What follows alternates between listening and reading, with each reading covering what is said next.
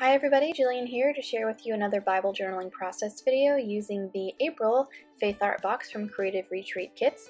I'm really excited about using this month's kit. I love the colors in it, and I'm going to be doing an entry in 2 Timothy chapter 2, and I have a ton of notes that I'm going to put in here.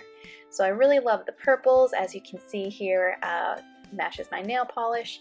I pulled some different acrylic paints to use to match the colors in the kit, and then I've also got a purple ink pad hanging out over here. I'm not sure which medium I'm going to use yet, but I do know that I'm going to need this large manila tag as a place to write my journaling. So I am going to decorate the page, and I'm going to cover it in paint. I'm really excited about that. And then as a place to read all of the notes that I'm going to write, I am going to decorate the front of the tag, and then on the back just have all of my notes on here. And then I'm going to leave some blank space here in the margin in case I want to go back and write a little bit more about this verse or someplace else in 2 Timothy that's on this page. This large manila tag is the perfect size. It's 8 inches tall, and I am going to just clip it in the Bible once I'm done. So I may or may not use the subscriber exclusive this month, which is this really fun stencil with these wonky diamond shapes. I absolutely am going to use one of these paper clips. We've got the stamp set this month, all of it designed by our very own Ellie, very exciting. Beautiful scripty stamps, and then the usual alpha stickers and die cut sticker shapes. So that's it. I'm going to go ahead and put you guys on fast forward and get started now. So the first thing that I'm going to do is cover this entire page in 2 Timothy with acrylic paint. And I know that can be controversial. I am personally okay with it because this is my Bible specifically for journaling. It doesn't go anywhere. It sits on the corner of my desk. And I have about 5 or 6 other Bibles on my bookshelf that I could always look to if I need to look something up. But I always use the Bible app on my phone for reading my Bible and Bible study in my own personal time. Now you can see that I put some washi tape on the back of my hand, and I'm using that as a mask to cover up the verse that I want to remain unpainted. And by applying it to the back of my hand, the oils in my skin are going to break down the adhesive so that it doesn't take up any of the page with it when I peel it up. I used a baby wipe to go over the text a little bit to help remove the paint so you can see the words a little bit better.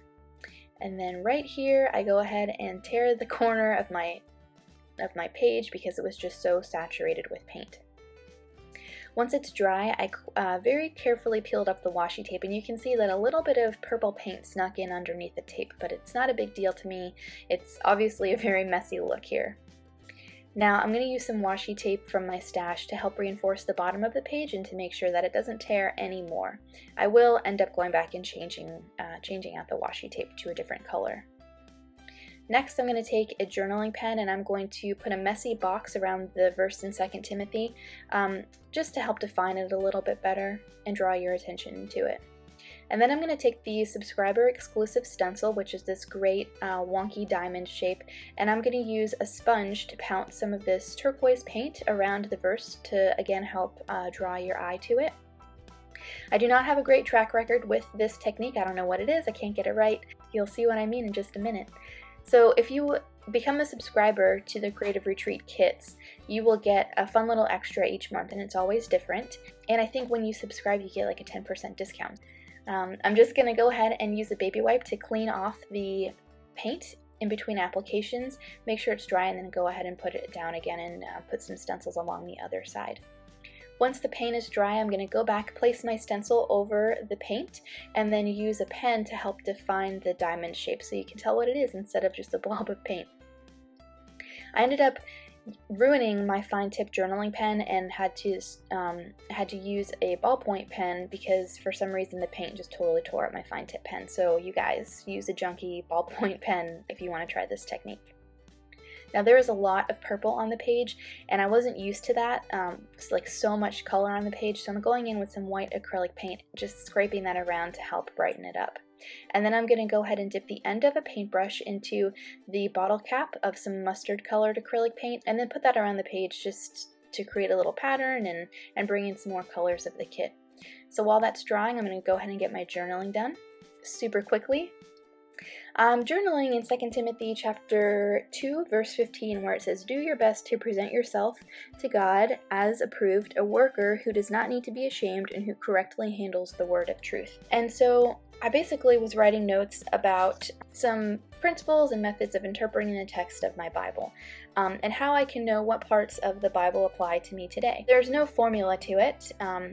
I've heard it's as much an art as it is a science, but it's really important that while we're reading the Bible, we don't take everything initially and apply it to our lives. There are many applications that can be made when we're reading scripture, some better than others, but it's just really important to understand the context and the original audience and their culture and the language that's used. So I'm just writing some notes to help me do that on the back of this tag. And then I'm leaving some more room in the margin of the Bible page for notes later on in case I want to add to it.